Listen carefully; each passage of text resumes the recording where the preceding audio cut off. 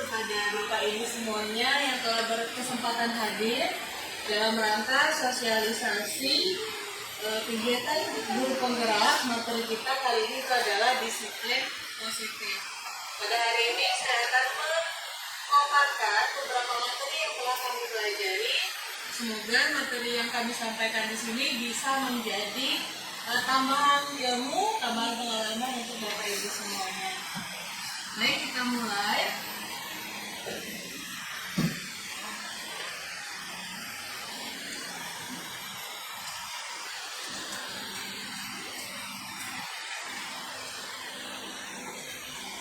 Oke, baik, yang pertama di sini budaya positif ya Bapak Ibu.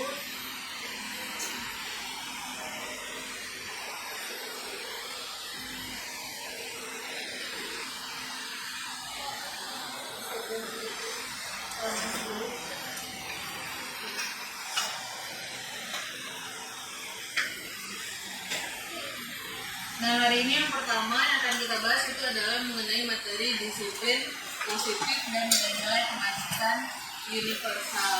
Jadi ada nilai-nilai kebaikan yang berlaku di mana saja, di semua lini kehidupan.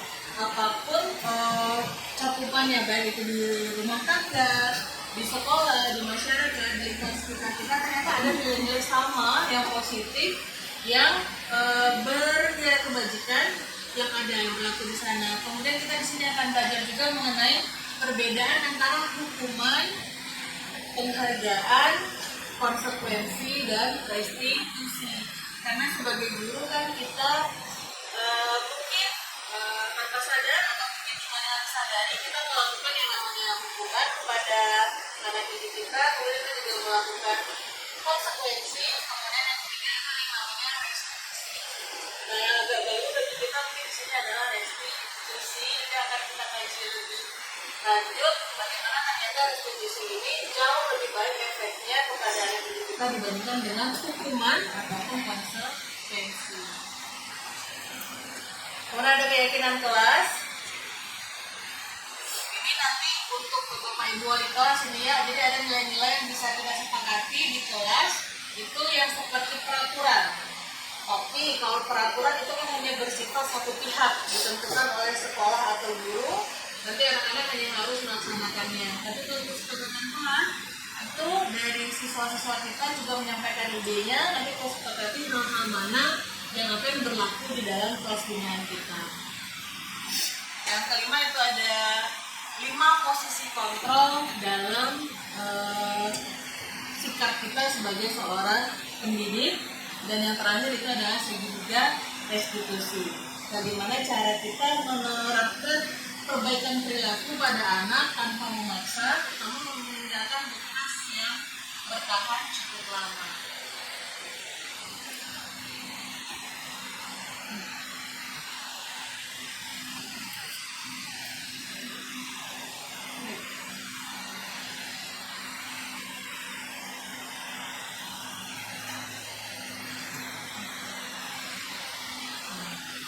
Baiklah, di sini kita masuk mengenai disiplin positif.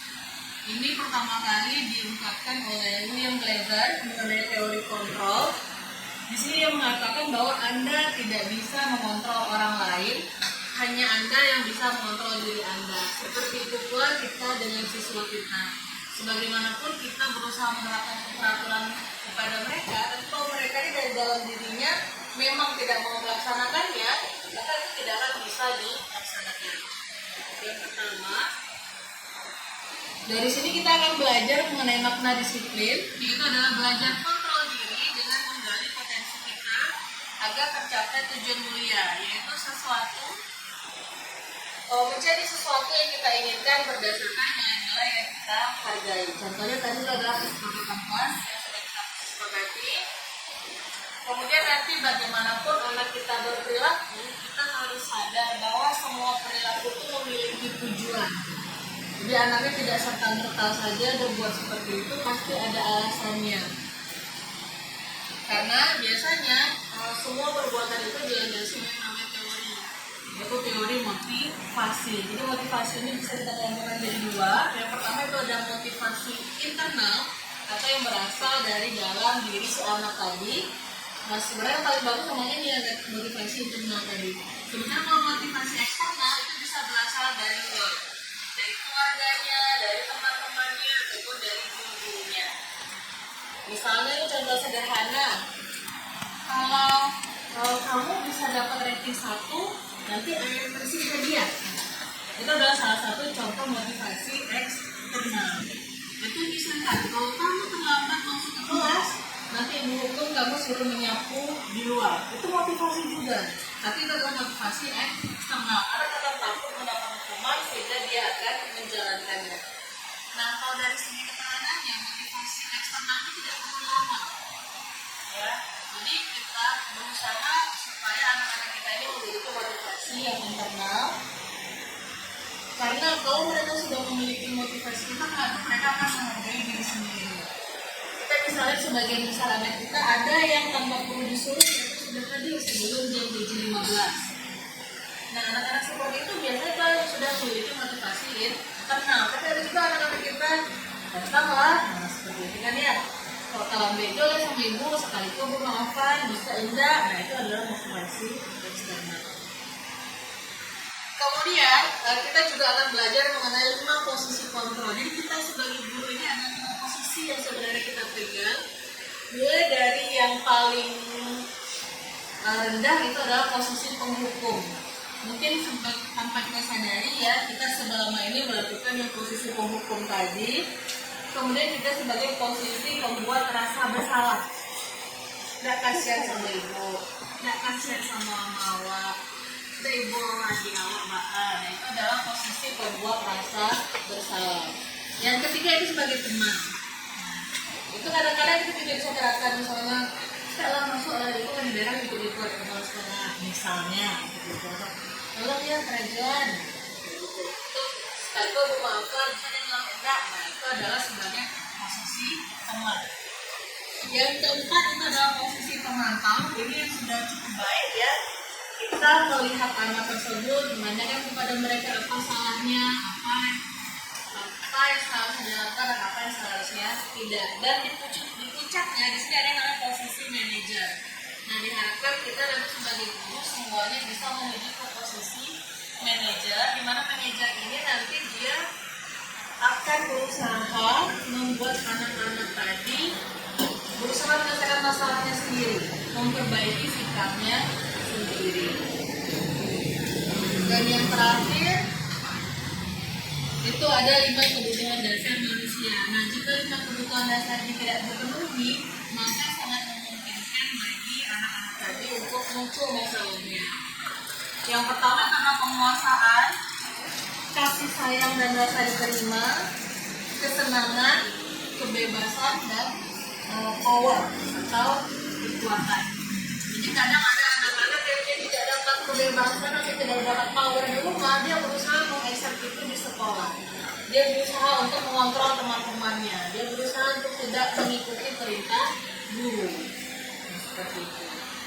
Atau mungkin dia kurang rasa kasih sayang di rumah, di sekolah mungkin dia jadi bersikap tidak baik kepada teman-temannya. Jadi 5 kebutuhan dasar ini jika tidak terpenuhi, maka itulah yang akan menyebabkan perilaku yang mungkin tidak kita inginkan pada diri anak kita. Oke, mungkin untuk saya sampai di sini dulu. Selanjutnya akan dilanjutkan oleh rekan saya juga. Silakan.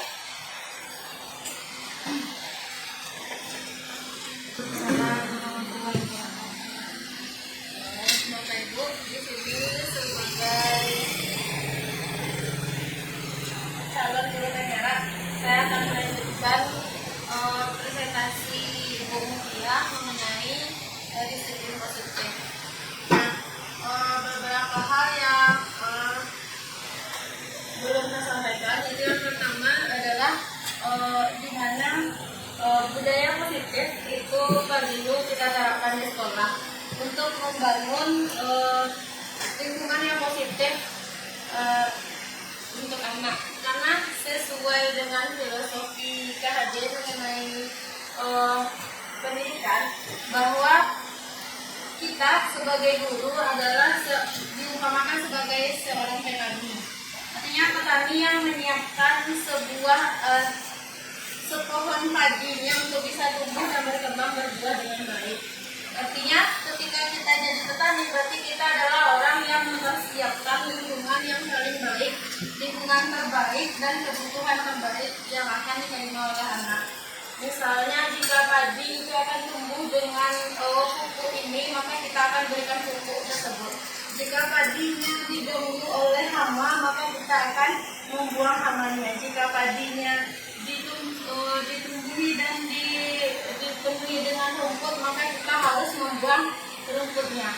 Oleh karena itu kita perlu menciptakan budaya positif bagi anak, sehingga semoga dengan kepositifan yang ada mereka juga bisa tertular positifnya pada diri sendiri, kemudian bisa menerima pelajaran dalam kelas dengan baik. Nah, kita lanjutkan pada materi restitusi. Saat ini siswa kita, saya juga menyadari bahwa selama ini sebelum memasuki tahap pendidikan dan mempelajari modul khususnya budaya positif ini, saya sangat sering berada di posisi penghukum. Misalnya ada anak yang tidak pakai sepatu, maka otomatis sendalnya akan saya ambil, saya bawa dan tidak dikembalikan. Nah, ternyata hal yang seperti itu berada di level terendah di tingkat perbaikan untuk anak. Jadi itu hanya memberikan semacam hukuman yang membuat anak itu menjadi mungkin hatinya menjadi tidak enak dengan kita. Mungkin besok-besoknya dia menjadi tidak menghargai kita, atau dia takut hanya di depan kita, di belakang kita dicemooh. Seperti itu. Ternyata itu adalah level terendah, masih ada banyak level di atasnya lagi yang bisa kita perbaiki. Nah, dengan mempelajari budaya positif pada modul ini, kita mengetahui bahwa ada hal lain yang bisa kita lakukan untuk mengatasi permasalahan anak. Misalnya, di sini yang paling berkesan bagi saya adalah restitusi. Apa itu restitusi? Restitusi adalah proses menciptakan kondisi bagi murid untuk memperbaiki kesalahan mereka, sehingga mereka bisa kembali pada kelompok mereka dengan karakter yang lebih kuat. Restitusi juga merupakan proses kolaboratif yang mengajarkan murid untuk mencari solusi untuk masalah mereka dan membantu murid berpikir tentang orang seperti apa yang ingin menjadi tujuan mulia dan bagaimana mereka harus memperlakukan orang lain. Jadi setelah mempelajari ini, saya melihat bahwa ternyata kita bisa menjadi berangsur-angsur memperbaiki diri untuk menjadi berada pada posisi manajer yang dikatakan Bu Mutia tadi. Jadi kita mengajukan beberapa pertanyaan kepada siswa sehingga menimbulkan kesadaran dari dirinya sendiri bahwa ternyata saya salahnya di sana. Ternyata memang itu tidak sesuai dengan keyakinan kita. Jika tidak sesuai, maka apakah ada yang perlu diperbaiki? Ada, berarti kesalahan saya itu harus diperbaiki. Bagaimana cara memperbaikinya? Mereka juga bisa menemukan sendiri. Misalnya, kemarin yang saya praktekkan pada kasus Salzona, dia yang berkelahi di luar kelas pada jam pelajaran. Nah, di sana saya bertanya menerapkan segitiga restitusi dengan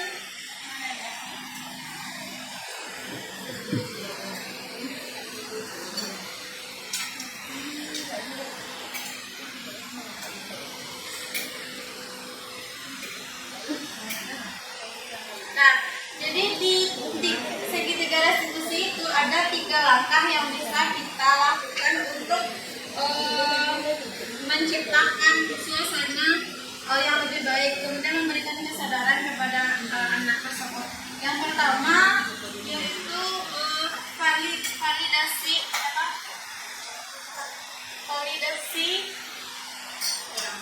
identitas. Jadi kita menanyakan dulu kepada dirinya apa yang terjadi. Kemudian dia akan menjelaskan apa yang terjadi menurut versinya.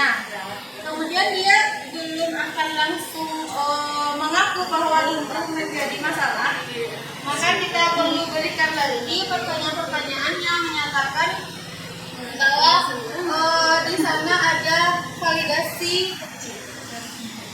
tindakan yang salah. Kemudian dia akan menyadari sendiri bagaimana tindakannya itu salah. Ternyata itu dia disebabkan oleh emosi yang tinggi. Dia tahu bahwa emosi yang tinggi itu tidak sesuai dengan keyakinannya sebagai umat Islam. Sebenarnya kenapa saya tanyakan ke keyakinan umat Islam? Karena kita belum pernah buat keyakinan jelas atau keyakinan sekolah. Jadi awalnya kita bisa menyusun dulu keyakinan sekolah atau keyakinan kelas, sehingga dia menyadari bahwa itulah keyakinannya, nilai-nilai kebaikan yang dia yakini. Sehingga ketika dia emosi tinggi, berarti dia kembali ke keyakinannya. Oh, ternyata di keyakinan saya emosi tinggi itu tidak boleh diperlihatkan. Maka dia otomatis sadar bahwa emosi itu sendiri adalah masalah dan kesalahan yang dia lakukan. Kemudian setelah kita validasi tindakan yang salah, dia udah tahu salahnya di mana. Selanjutnya di sanalah kita menanyakan keyakinan. Karena keyakinan kelas kita belum dibentuk dan keyakinan sekolah juga belum, maka saya kembalikan aja ke keyakinannya sebagai umat Islam. Kebetulan amatnya kan memang berpendidikan juga di pesantren sini, dan seharusnya dia juga tahu bagaimana nilai-nilai yang sebaiknya. Dan akhirnya dia tahu bahwa memang emosi itu salah. Kemudian terakhir kita menanyakan solusi. Solusi itu tidak harus datang dari kita. Oh, kamu harus minta maaf. Kalau begitu, kamu harus minta maaf sekarang juga. Ayo kita temui teman itu. Nah, tidak seperti itu. Jadi di proses restitusi kita memberikan pertanyaan sehingga dia yang tahu nanti apa yang akan dia lakukan untuk memperbaiki keadaan. Ini cuma bertanya. Lalu sekarang Ananda sudah tahu salahnya di mana? Sudah, Bu. Kemudian kita tanya lagi, bagaimana cara memperbaikinya agar kesalahan ini bisa diselesaikan? Saya harus meminta maaf kepada orang yang bersangkutan, katanya. Kemudian saya tidak akan mengulangi kegiatan itu lagi. Nanti itu solusi yang terbaik yang kamu pikirkan dia. Bisa kamu laksanakan, bisa. Dan itu akhirnya bisa dilaksanakan, dan hingga saat ini alhamdulillah kejadian itu belum terulang kembali, mudah-mudahan tidak terulang. Nah, seperti itu ya segitiga restitusi. Jadi dalam penerapan restitusi itu kita juga otomatis sedang belajar untuk bisa menjadi berada di posisi kontrol manager. Walaupun berangsur-angsur mulai dari memantau, pada akhirnya akan jadi manajer. Sepertinya itu saja yang dapat saya sampaikan. Jika ada respon, tanggapan, saran, atau apapun dari teman-teman masukan, kami persilakan.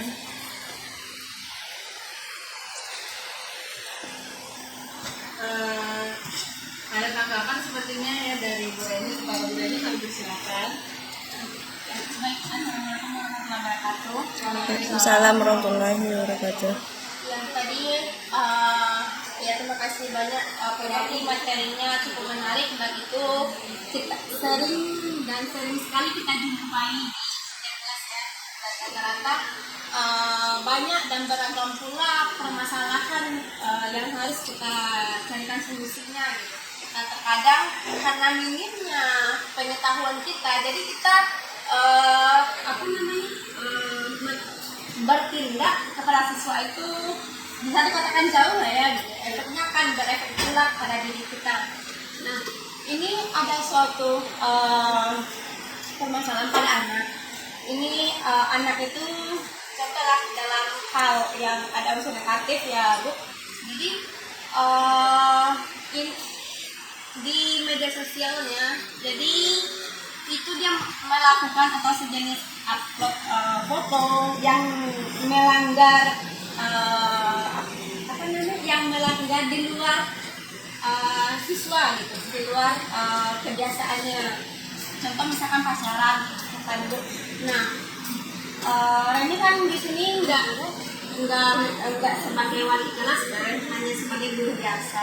Nah, kalau langsung terjun langsung menyikapi hal tersebut dan menanyakan ke siswa tentu tidak etis ya, karena itu yang berwenang lagi pasnya itu wali kelas. Nah, gimana peran saya sebagai guru menyikapi hal tersebut? Apakah langsung menemui anak atau membiarkan hal itu terjadi? Itu yang pertama. Yang kedua, berhakkah karena kita cukup jarang juga ya Bu ya dalam melihat kebiasaannya ya. Jadi secara spontan langsung tersampaikan gitu. Apakah saya punya hak di situ? Dan yang ketiga, bagaimana cara menyelesaikan solusi tersebut? Terima kasih. Oke, baik, terima kasih Bu Eni atas tanggapan dan pertanyaannya.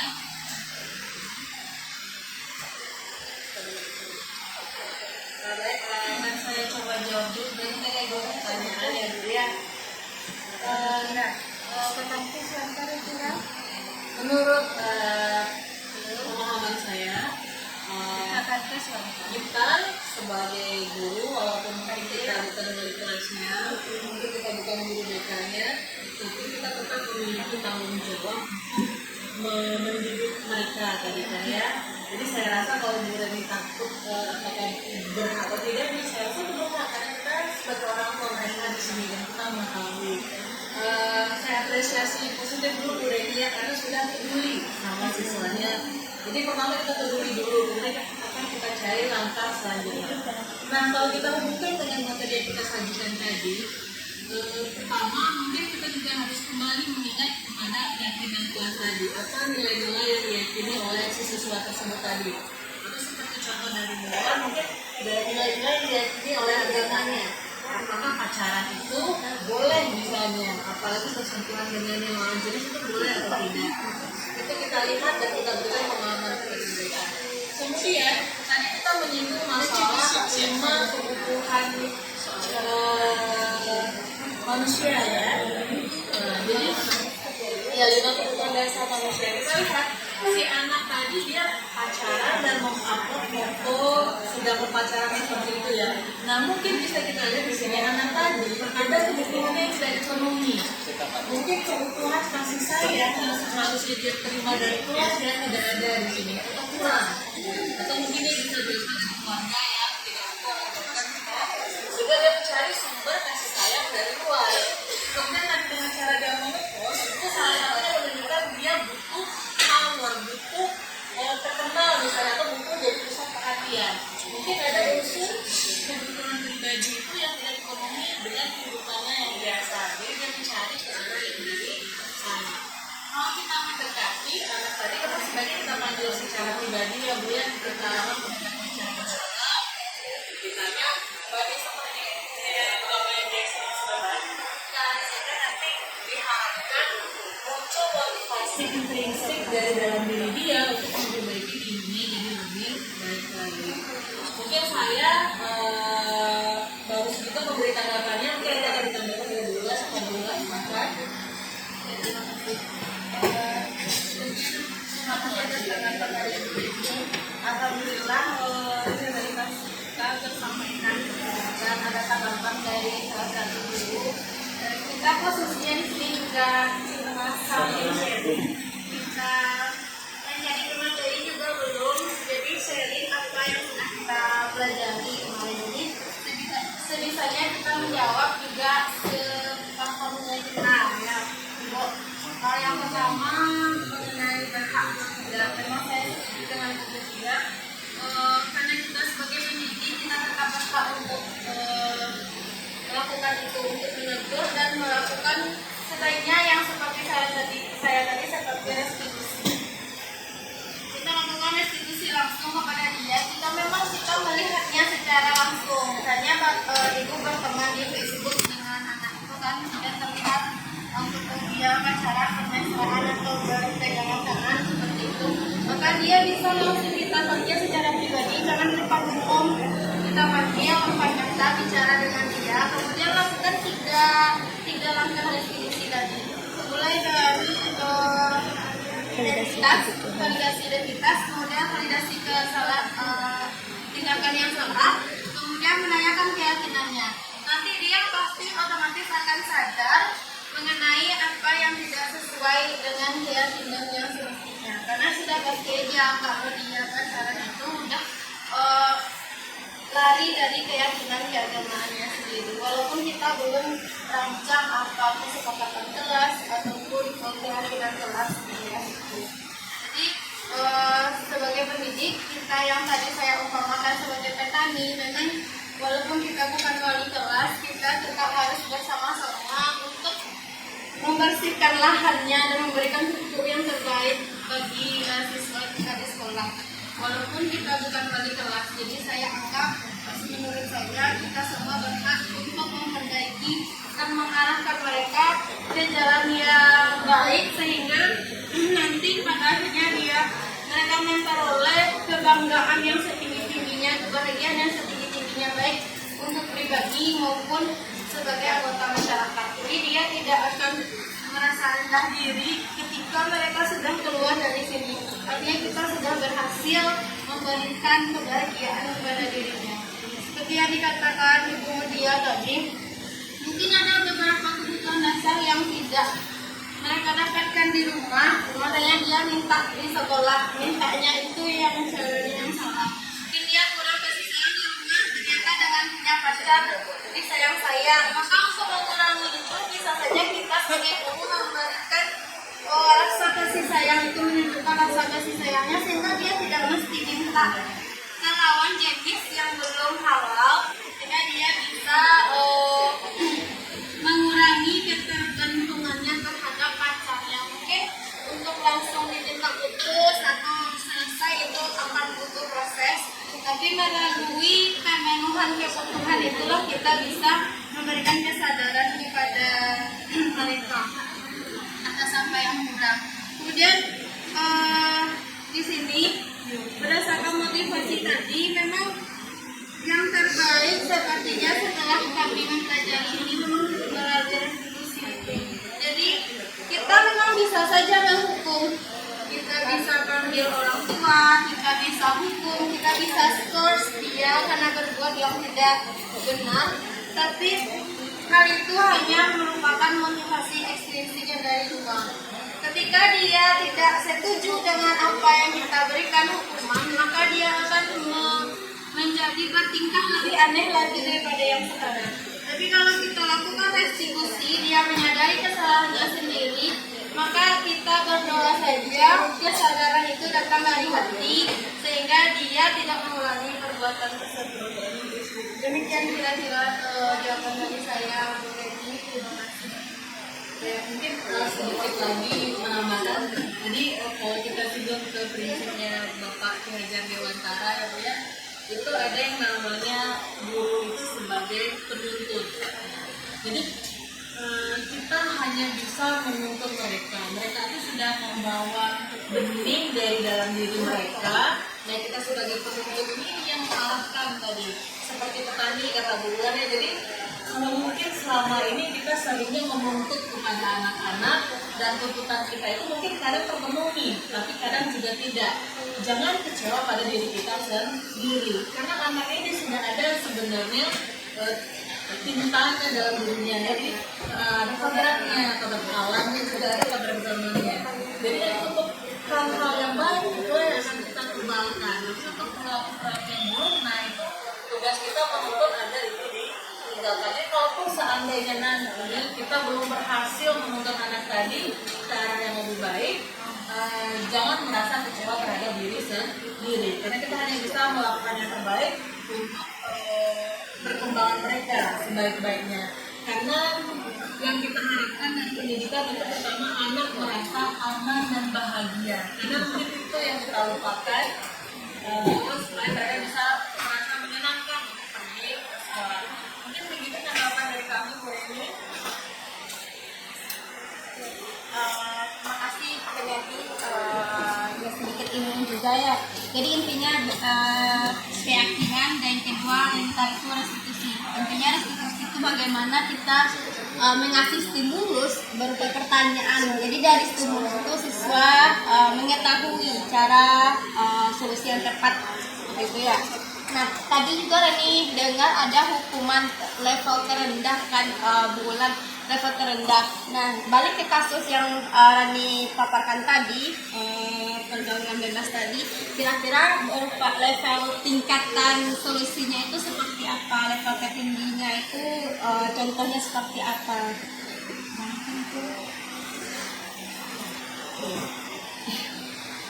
Oke, terima kasih Bu Leni.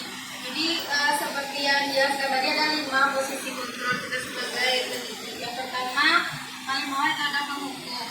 Penghukum yaitu yang seperti dicontohkan tadi, langsung kita hukum dengan memberikan semacam traumatis kepada anak lalu menghukum dirinya.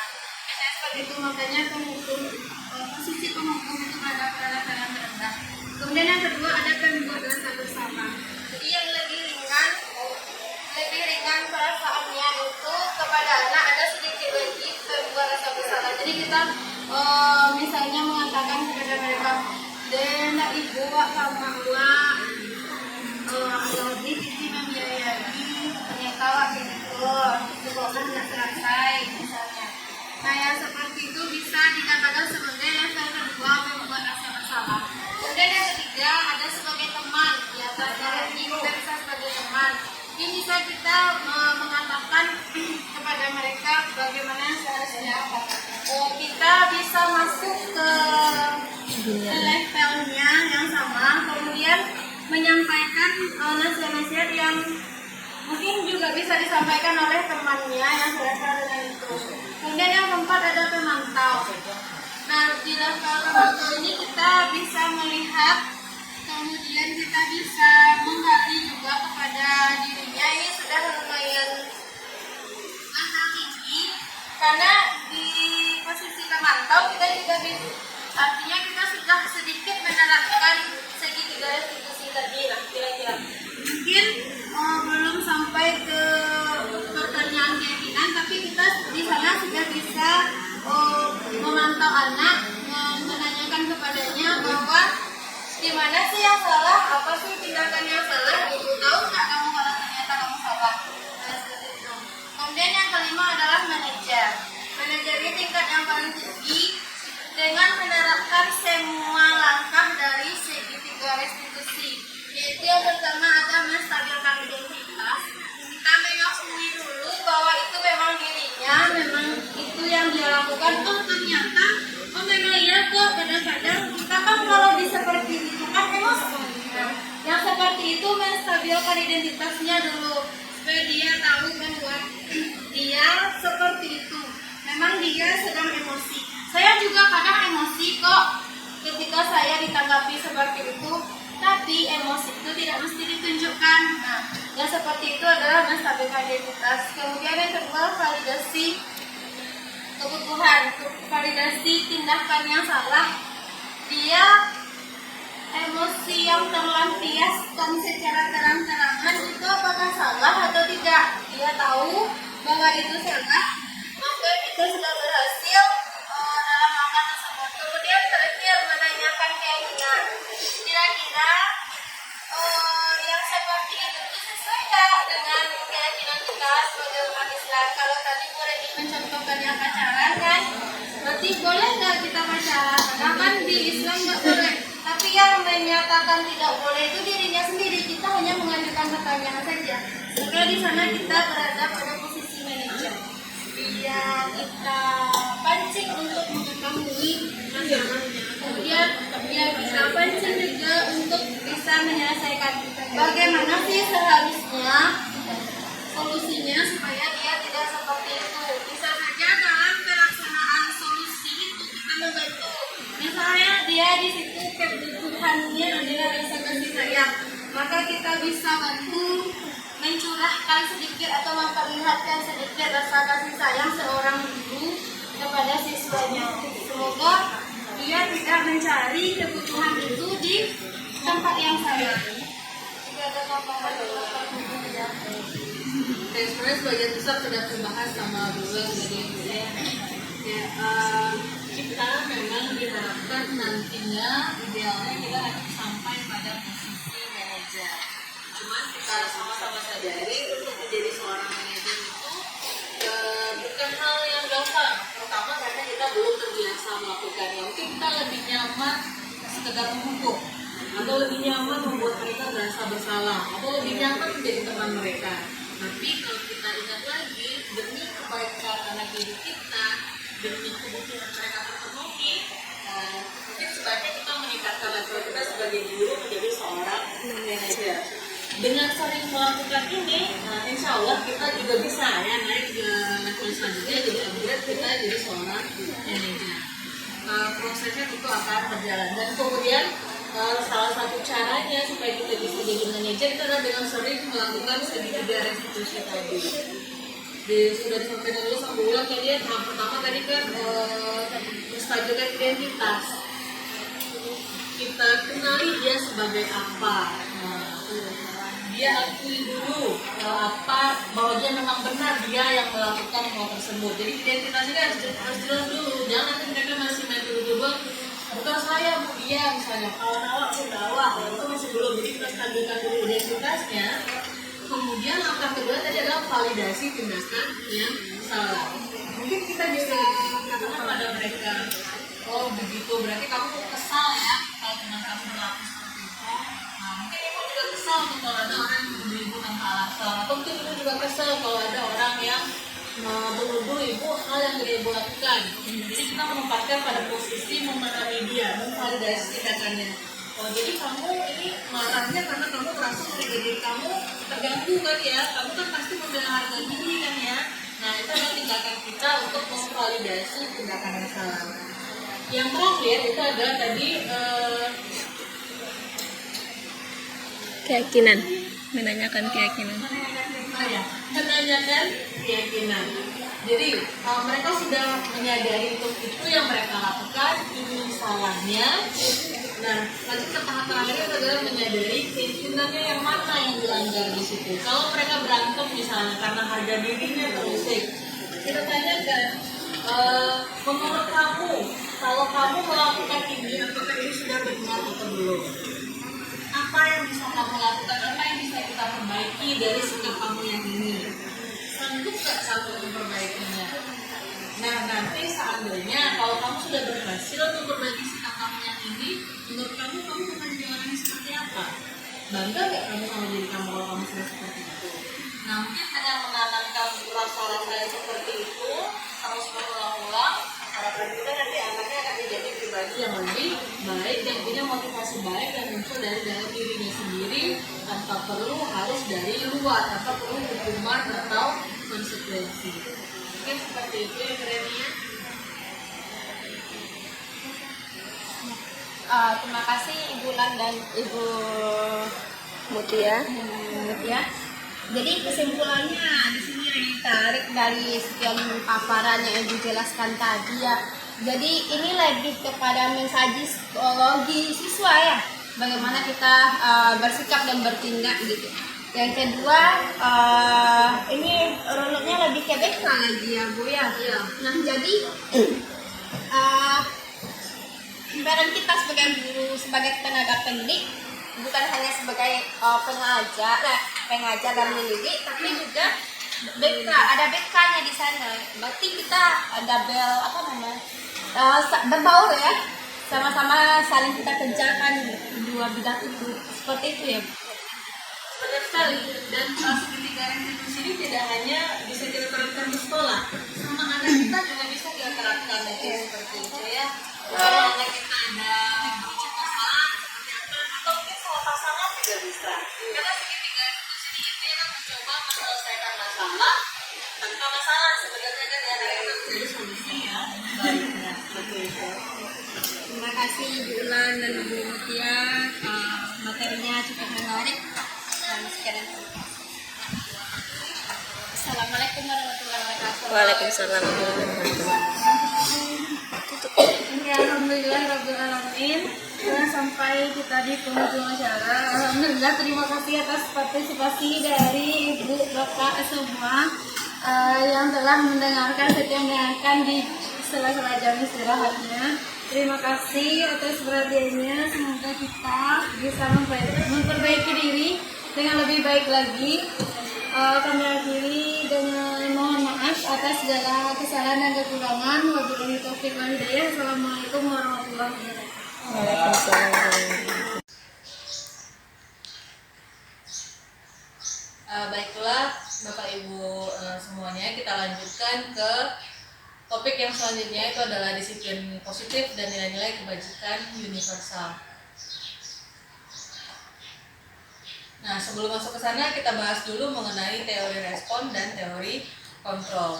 Jadi untuk stimulus dan respon, kemudian jika kita bandingkan dengan teori kontrol, pada dasarnya kita perlu memahami bahwa kita tidak bisa mengubah keinginan seseorang, ya. Kita hanya bisa memberikan arahan karena orang itu memiliki motivasi sendiri dari dalam dirinya. Kemudian tidak ada orang yang bisa mengontrol orang lain. Seperti itu. Jadi kita sebagai guru hendaknya tidak berusaha untuk mengontrol anak murid, melainkan hanya untuk menuntun. Kewajiban kita di sana menuntun, karena kan anak-anak tadi seperti yang sudah kami sampaikan sebelumnya, itu dia memiliki potensi diri masing-masing. Bicara mengenai disiplin positif, tentu kita harus kembali dulu ke asal katanya, itu adalah disiplin. Nah, di sini disiplin ini berasal dari bahasa Latin yang berarti belajar, ya. Jadi disiplin ini membuat seseorang itu bisa menggali potensi dirinya, menggali nilai-nilai dirinya untuk memunculkan versi terbaik yang mereka miliki. Cuman pada praktik dan kenyataannya disiplin ini sering kita gunakan atau sering dijalankan dengan cara pemberian hukuman atau pemberian konsekuensi. Padahal makna sebenarnya sesungguhnya itu adalah pembelajaran. Nilai-nilai kebajikan universal itu adalah nilai-nilai yang diyakini dan dipercayai oleh komunitas tersebut. Nah, nilai-nilai kebajikan yang dipercaya di suatu tempat belum tentu sama dengan nilai-nilai universal yang dipercaya di tempat lainnya.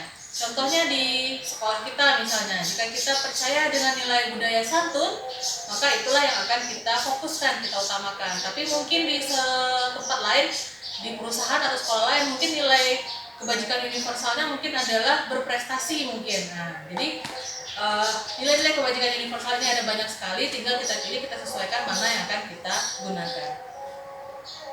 Di sini diberikan contoh ya, kalau untuk sekolah umumnya itu adalah yang diinginkan adalah profil pelajar Pancasila.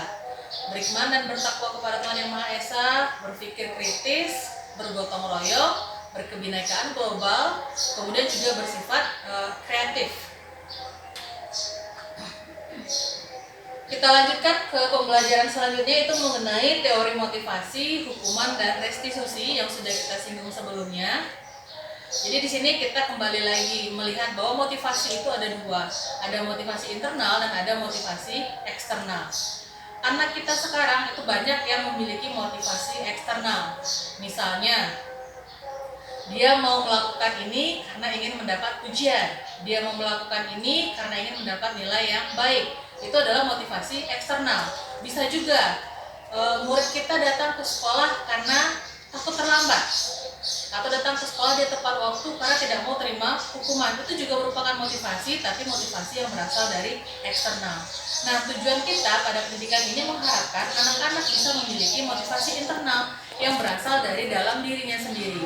Jadi dia menganggap bahwa datang ke sekolah tepat waktu itu adalah bagian dari dirinya, mencerminkan dirinya yang bersifat disiplin dan menghargai waktu. Nah, untuk memunculkan disiplin internal inilah kita perlu latihan dan pembiasaan yang baik, agar tidak hanya guru saja, tapi kita sebagai guru maupun siswa dan seluruh warga sekolah itu bisa memiliki yang namanya motivasi internal.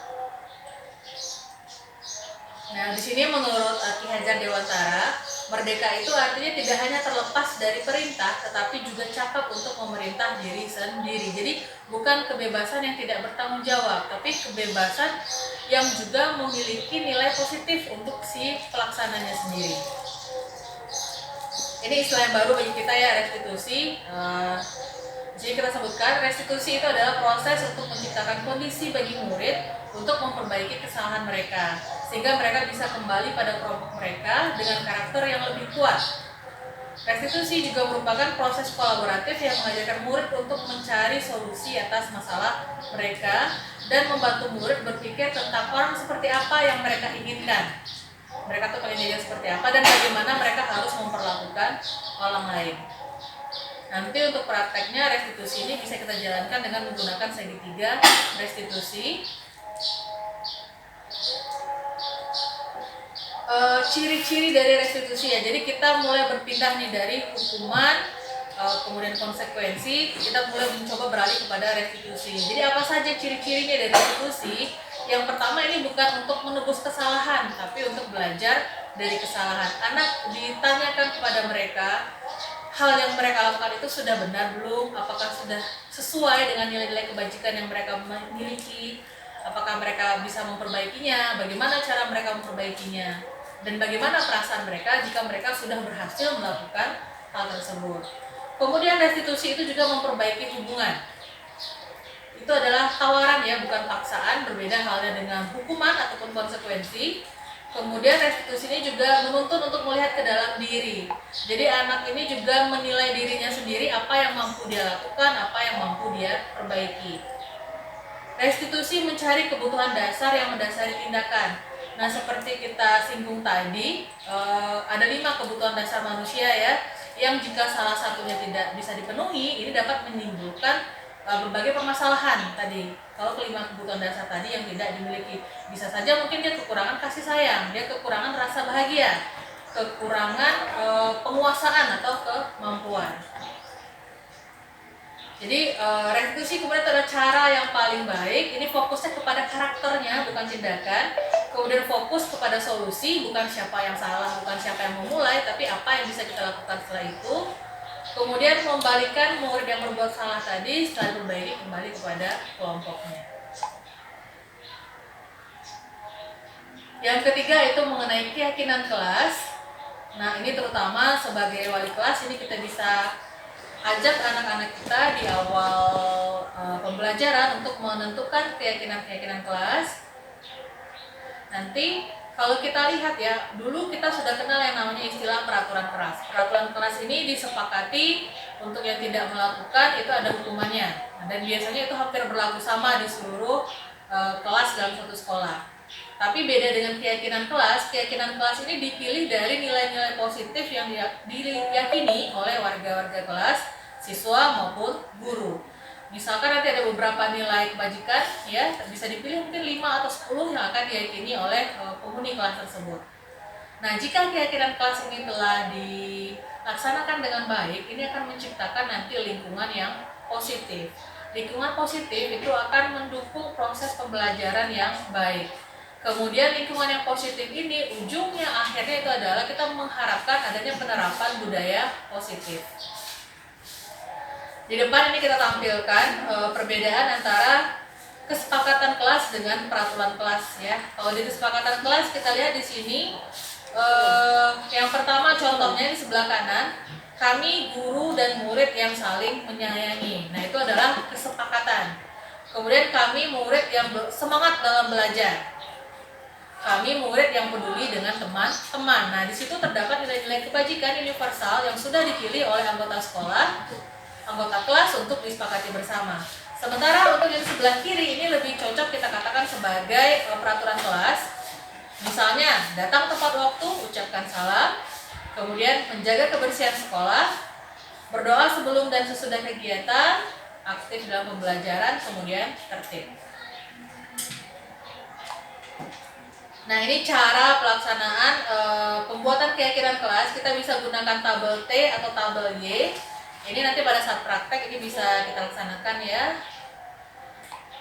Nah, ini perbedaan antara peraturan dan keyakinan kelas ya. Sebagai contoh, ada peraturan dilarang mengganggu orang lain. Sementara kalau dalam bentuk keyakinan kelas itu dia adalah menghormati orang lain. Jadi kalau kita lihat tabel ini, semuanya ini adalah nilai-nilai kebajikan universal.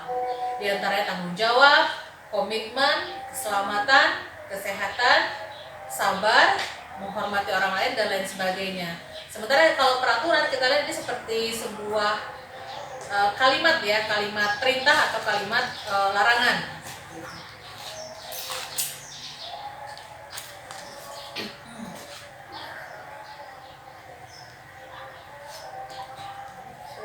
Oke, ini contohnya untuk lebih memahami perbedaan antara hukuman dan konsekuensi. Di kolom sebelah kiri itu ada kejadian. Misalkan, mencatat 100 kali dalam buku kalimat saya tidak akan terlambat lagi ke sekolah. Nah, ini adalah contoh dari hukuman, ya. Kemudian, lari mengelilingi lapangan basket 2 kali karena terlambat hadir ke sekolah, itu juga adalah bentuk dari hukuman. Sementara kalau konsekuensi contohnya misalkan mengganti kertas teman yang rusak karena kita coret-coret tadi. Berarti kan karena dia coret maka dia harus ganti, itu namanya konsekuensi. Kemudian membersihkan tumpahan air di meja karena tersenggol pada saat belajar. Berarti konsekuensi dari dia menyenggol tadi, dia tetap harus bersihkan, rapikan kembali seperti semula. Kemudian anak disuruh push up karena tidak menggunakan masker ke sekolah misalnya. Itu bukan konsekuensi, itu adalah hukuman, ya. Nah, kemudian lagi ini perbedaan antara hukuman dan konsekuensi. Jika kita memberikan hukuman, maka nanti ini akan menyebabkan anak mengalami sakit, baik secara fisik ataupun jiwanya. Dan itu bisa melukai dia untuk jangka waktu yang lama. Tapi kalau kita memberikan konsekuensi, itu anak akan dibuat merasa tidak nyaman. Tapi ini hanya sebentar saja. Nah, hukuman itu efeknya anak dia akan membenci kedisiplinan. Sementara jika konsekuensi itu menyebabkan nanti anak akan menghargai kedisiplinan. Hukuman itu akan menyebabkan seorang anak untuk menyakiti dirinya sendiri dan dia akan memiliki konsep diri yang buruk.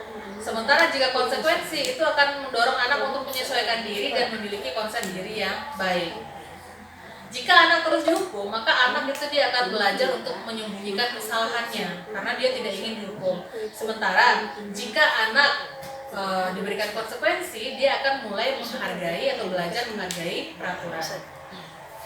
Jadi hukuman ini nanti kan efek akhirnya adalah anak-anak bisa marah, ada rasa bersalah, dipermalukan dan memiliki rasa tidak dihargai. Sementara kalau konsekuensi, dia dibikin tidak nyaman, diasingkan untuk sementara atau time out gitu, tapi setelah itu dia akan mengalami perbaikan.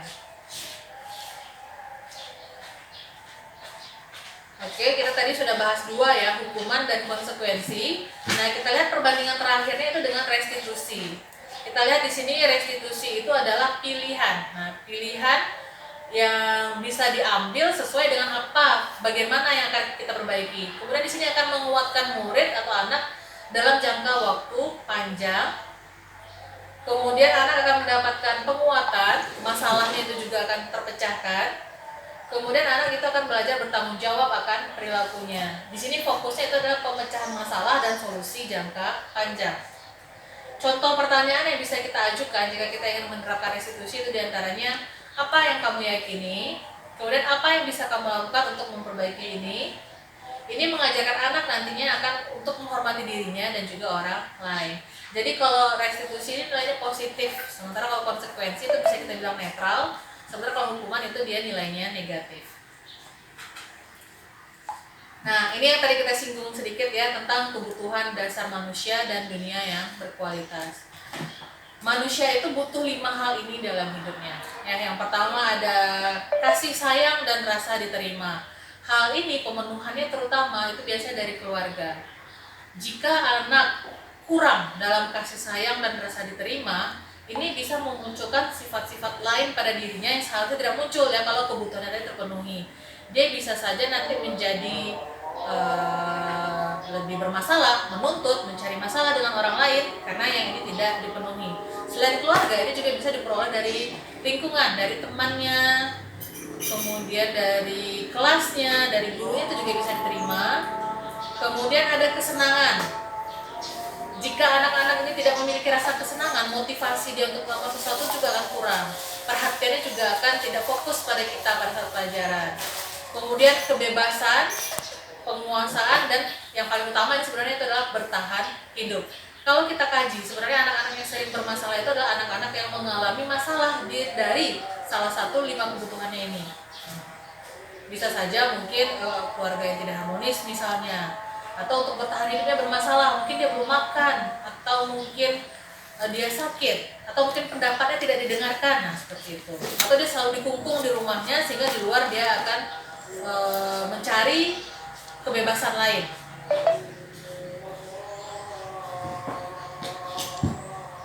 Oke. Yang terakhir itu posisi kontrol. Nah, ini kita sebagai pendidik diharapkan bisa mencapai posisi kontrol yang tertinggi, ya. Kita mungkin biasa berada pada posisi yang pertama, itu adalah seorang penghukum. Ada berapa menit? Udah 15. Tapi 15 belum cukup. 20 lah. 10 menit lagi lah ya. Iya. Oke Bapak Ibu semuanya, kita masuk ya ke bagian selanjutnya, itu mengenai 5 posisi kontrol. Nah, kita bahas dulu yang pertama, itu adalah posisi penghukum. Nah, ini dicirikan dengan gurunya itu sering menghardik, sering menunjuk-nunjuk, sering menyakiti atau menyindir. Contoh kalimatnya ini adalah, kalau kamu tidak melakukannya, awas ya, rasakan. Itu contohnya menghukum. Kemudian hasilnya itu adalah anak-anak itu akan memberontak dan menyalahkan orang lain. Kemudian dia akan belajar untuk berbohong. Ikan bakar. Iya, ini bakar kok enggak ada darah. Kemudian nanti setelah sering dihukum, lama-lama anak-anak ini akan biarin aja atau dihukum lagi ya. Seperti itu. Biar aja nanti ibunya juga marah-marah lagi. Nah, seperti itu responnya. Dampaknya hanya pada murid, maka mereka itu akan mengulangi kesalahan. Nah, posisi kontrol yang kedua itu adalah membuat orang merasa bersalah. Ini gurunya biasanya dia berceramah dengan mengatakan, seharusnya kamu tuh gini-gini, atau ibu kecewa seperti itu, atau enggak, kasihan kamu sama orang tua. Nah, itu adalah posisi membuat orang merasa bersalah.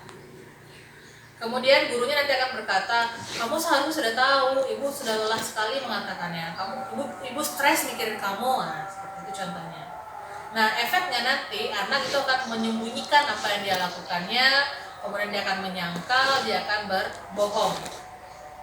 Nanti kalau kita mengatakan kata-kata yang seperti tadi, anak itu akan merespon dengan, ya maafkan saya bu, ya bu saya salah, seperti itu. Tapi efeknya pada murid itu adalah anak akan merasa rendah diri. Ya. Posisi ketiga ini yang di tengah ya, itu adalah posisi sebagai teman. Nah ini kalau kita berada di posisi ini, kita bisa dekat sama murid-murid sebenarnya. Cuman posisi teman ini ada kelemahannya juga. Jadi guru yang berada pada posisi teman itu dia sering membuatkan alasan-alasan untuk membela muridnya biasanya. Atau sering membujuk muridnya dengan mengatakan, ayolah lakukan ini demi ibu. Atau misalnya, masa kamu gak mau? Ibu kan nanti bisa bantu kamu, seperti ini. Tolong ya, nanti ibu kena marah loh. Nah, itu adalah posisi teman. Hasilnya itu nanti anak akan tergantung sama guru ya, dia mengharapkan nanti gurunya bela dia lagi. Misalkan dia punya masalah sama guru lain, dia ngadu ke gurunya dan mengharapkan pembelaan dari gurunya tersebut.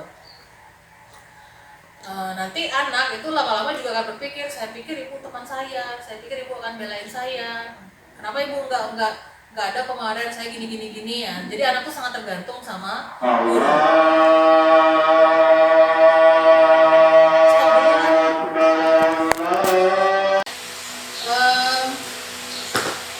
Tadi sampai ke posisi kontrol yang di tengah itu ada teman. Nah, tapi tadi teman ini kan memang baik ya, mendekatkan diri kita sama siswa. Tapi efeknya nanti di sini si anak tadi mereka jadi lemah, nggak mandiri, bergantung sama gurunya. Dikit-dikit mungkin dia akan ngadu, tolongan cek bu, tolong bantu saya bu, seperti itu. Posisi yang keempat yang sudah lebih baik ini ya, ini adalah posisi pemantau. Nah, di sini pemantau itu tugasnya adalah mengingatkan anak tentang peraturan yang biasanya. Misalkan kalau anak terlambat, peraturannya bagaimana? Harusnya kamu datang ke sekolah itu jam berapa? Atau mungkin anak-anak datang ke sekolah tidak pakai sepatu misalnya, sepatu yang berwarna berbeda, tanyakan ke mereka apa peraturannya. Berarti ini salah kan ya? Nah, seperti itu. Nanti jika ini dilakukan, itu anak akan menyesuaikan diri, tapi itu hanya bila diawasi karena ada yang memantau tadi. Efeknya nanti anak itu akan diberatkan pada sanksi yang akan dia terima jika dia melanggar peraturan yang sudah diberikan. Nah, kita diharapkan berada di sini ya, pada posisi manajer. Nah, posisi manajer ini nanti ujung-ujungnya mengharapkan anak itu menghargai dirinya sendiri. kita akan mengajukan pernyataan, misalnya apa yang kamu yakini sesuai dengan nilai kebajikan universal yang kita bahas tadi. Kemudian apa yang bisa kamu kerjakan untuk memperbaiki masalah ini? Bisa nggak kamu bangun lebih cepat? Gimana caranya supaya kamu bisa bangun lebih cepat? Ada nggak yang bisa membangunkan? Atau mungkin perlu nggak kamu setel alarm? Itu untuk anak ya, terlambat. Tapi kalau misalnya untuk kasus anak yang tidak pakai sepatu, kalau mungkin alasannya sepatunya basah, mungkin perlu dikeringkan atau bagaimana, atau mungkin sepatunya beda warna, apa alasannya kenapa berbeda. Nah ini nanti akan menguatkan pribadi anak. Jadi nanti anak akan berpikir bagaimana caranya saya memperbaiki keadaan, sehingga dia akan melakukan evaluasi diri dan memunculkan sifat yang lebih baik lagi. Ini ya, mungkin sampai di sini dulu ya, karena ini tadi sudah kita bahas juga tentang restitusi.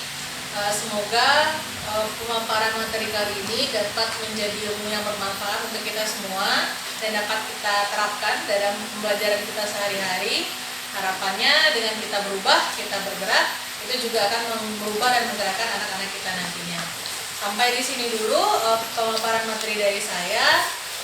Salah dan kurang saya mohon maaf. Saya ucapkan assalamualaikum warahmatullahi wabarakatuh. Waalaikumsalam warahmatullahi wabarakatuh.